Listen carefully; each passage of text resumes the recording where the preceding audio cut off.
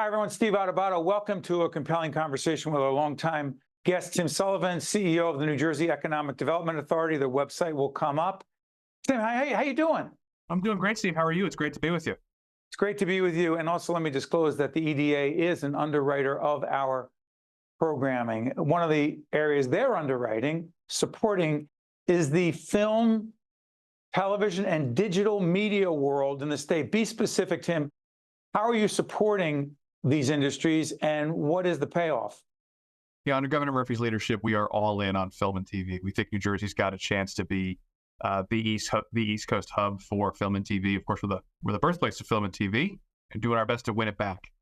Thomas Edison invented the motion picture camera in West Orange, and Fort Lee was Hollywood before Hollywood. We're spending a tremendous amount of time investing tax credit programs that Governor Murphy brought back in 2018 that have had a huge impact on our ability to be competitive in film and TV. So let's talk about this more specifically. 3 new production studios in the works: Netflix, Fort Monmouth, Lionsgate in Newark, 1888 Studios in Bayonne. Netflix, Fort Monmouth. Talk about that. Really exciting. So Fort Monmouth, when that closed a decade or so ago, devastating to the Monmouth County community. 15,000 or so jobs, vanished more or less overnight. Under Governor Murphy's leadership, we've taken a huge swing at redeveloping Fort Monmouth and getting Netflix to commit to building a nearly $1 billion campus on almost 300 acres of Fort Monmouth. We think is a game changer for the New Jersey economy. It's interesting. You've said under Governor Murphy's leadership, explain the role of the EDA, because the EDA is not in the government, but connected to, but you're quasi, no? Well, we're in the government. I'm part of the governor's cabinet, and in the government, and we're public employees, so we work really closely with the private sector. But we're in the government. We're in, but not of Treasury. In, but not of Treasury. Yeah, but we're all public sector workers here, doing our best, and we work really closely with, of course, the governor and the governor's office, our partners throughout government, and then folks like Choose New Jersey as well, who are outside government. Talk about Lionsgate. I'm sorry for interrupting, Tim. There's always talk about digital media. There's always a little delay.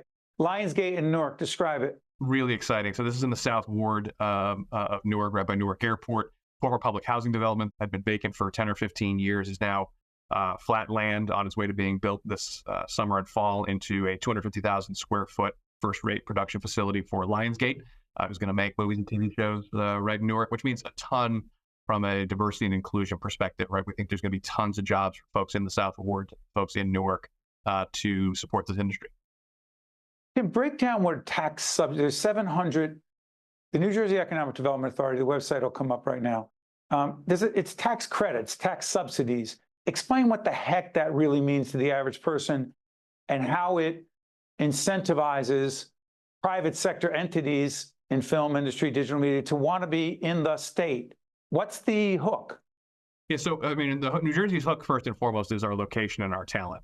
We've got great studio facilities that are under development. We've got great locations on which to shoot. We've got great talent, whether that's crews or folks in front of the camera. But the way that the film and TV industry works is that tax credits are, for lack of a better word, table stakes. You got to have them to be competitive. So Georgia, New Jersey, New York, even California puts tax credits on the table for supporting these. So these are essentially a refund on some of your costs. In most cases, it's 30 or 35% of what you spend in New Jersey, you get back in the form of a tax credit. But we think the return for the taxpayers is extraordinary because of the jobs and the support for small businesses that come when a movie comes to town.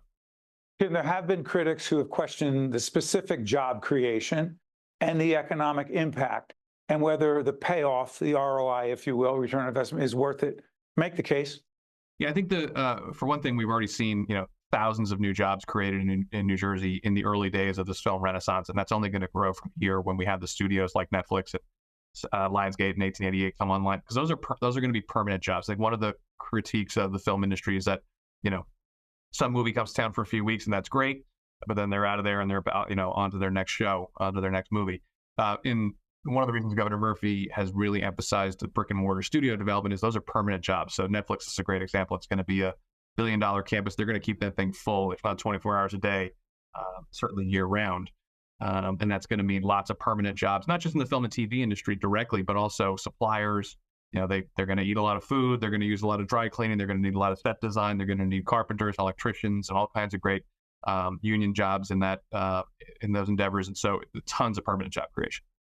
Tim, what does film ready New Jersey. It describes as it's Film Ready New Jersey, described as a 5-step program educating municipalities on media production. I don't understand, like, what is it and what's the impact? Yeah, it's a really important program. It's something the First Lady Tammy Murphy's been a real champion of.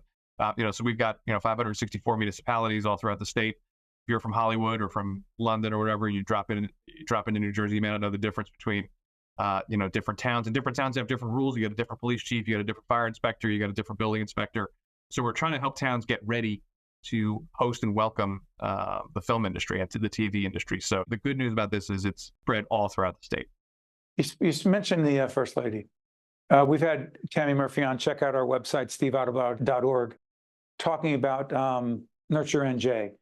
The NJEDA, the Economic Development Authority, is engaged and involved in the Maternal and Infant Health Innovative Center, which the First Lady is advocating. It's an initiative there.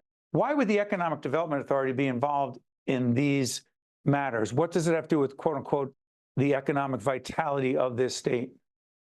Yeah, we're really excited to be helping out with the Maternal and Infant Health Innovation Center, which, again, the First Lady's been an extraordinary champion for from the earliest days of the administration.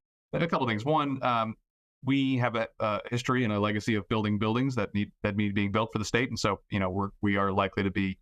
We've been advancing the development of what is going to be this physical center. This is probably 50 to 60,000 square foot center in Trenton that's going to be host to a really important set of activities, but that's really going to have, we hope, a positive economic impact on Trenton. Its first mission is to help the moms and babies, particularly Black and Latina moms in Trenton. That's its mission first and foremost, but it's going to, we think, have a huge community vitality effect in Trenton. So we're talking about having not just a clinical presence, but a higher ed presence. So more folks coming into Trenton every day, actually from around the country, to be trained in the latest and greatest maternal and infant health innovation orientation sort of type programs, as well as hopefully, leveraging our great legacy in pharmaceuticals and life sciences to help drive innovation and have some startups that are connected to this effort in Trenton as well. Before I let you go, Tim, someone goes on the website, the New Jersey Economic Development Authority website. Is it for the average citizen to understand what's going on, or is it more for municipalities and others who do business with the state, or both? Yeah, I'd say it's all of the above. I think with under Governor Murphy's leadership, we have really broadened what the EDA does, particularly around small businesses. So starting during the pandemic and then now into whatever period we're in now, we're now supporting thousands of small businesses every year. So those are often, 1, 2, 3 person places on a main street, the prototypical pizza shop or dry cleaner or whatever. So we want to make sure we're getting the word out, but we can never do a good enough job getting the word out about the programs that the state's put in place to support particularly small businesses, but really businesses of every size. Tim Sullivan, CEO of the New Jersey Economic Development Authority. The website has been up throughout the segment. Find out more about the work they're doing. Thank you, Tim. Appreciate it. Great to be with you as always, Steve. You got it. Stay with us. We'll be right back. Here at Kane University, everyone gets their chance to climb higher. Michael came to Kane and found his passion for healthcare, and now he's a doctor. After Trisha graduated, her graphic design work was featured in the New York Times. Samantha is studying athletic training and finding her path to an internship with the New York Giants. Real students, real stories, real success. Cougars climb higher. Kane University. Also brought to you by the Healthcare Foundation of New Jersey, the Turrell Fund, a foundation serving children, Kane University, where Cougars climb higher, New Jersey Children's Foundation, giving all Newark students the opportunity to achieve, PSC&G, powering progress, RWJ Barnabas Health, let's be healthy together. NJM Insurance Group, serving New Jersey's drivers, homeowners, and business owners for more than 100 years. Horizon Blue Cross Blue Shield of New Jersey, here when you need us most. And by the Port Authority of New York and New Jersey, moving the region through air, land, rail, and sea.